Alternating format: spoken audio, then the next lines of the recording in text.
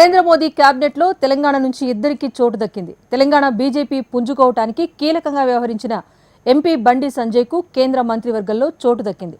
దీంతో బండి సంజయ్ ఇంట్లో పండుగ వాతావరణం నెలకొంది. బండి సంజయ్ కు కేంద్ర మంత్రి పదవి వరించడంతో ఆయన ఆనందాన్ని కుటుంబ సభ్యులు, అభిమానులు అంతా కూడా సెలబ్రేట్ చేసుకుంటున్నారు. బండి సంజయ్ కు కేంద్ర మంత్రి పదవి వరించడంతో ఆయన తల్లి ఆనందంతో కన్నీటి పర్యంతమయ్యారు.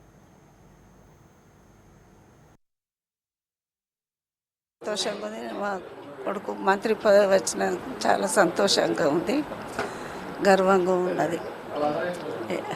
వాడు కష్టపడ్డందుకు ఫలితం ఇప్పుడు వచ్చింది. చాలా కష్టపడ్డాడు, అందుకు పైకి వచ్చినందుకు తల్లిగా నేను బాగా గర్వపడుతున్నాను.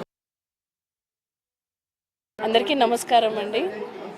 ఈరోజు సంజయ్ మీద ఇంత పెద్ద బాధ్యత పెట్టిన సెంట్రల్ టీంకి, స్టేట్ టీంకి, కార్యకర్తలు, ప్రజలకి, కరీంనగర్ ప్రజలకు ముఖ్యంగా అందరికీ పేరు పేరున ధన్యవాదాలండి.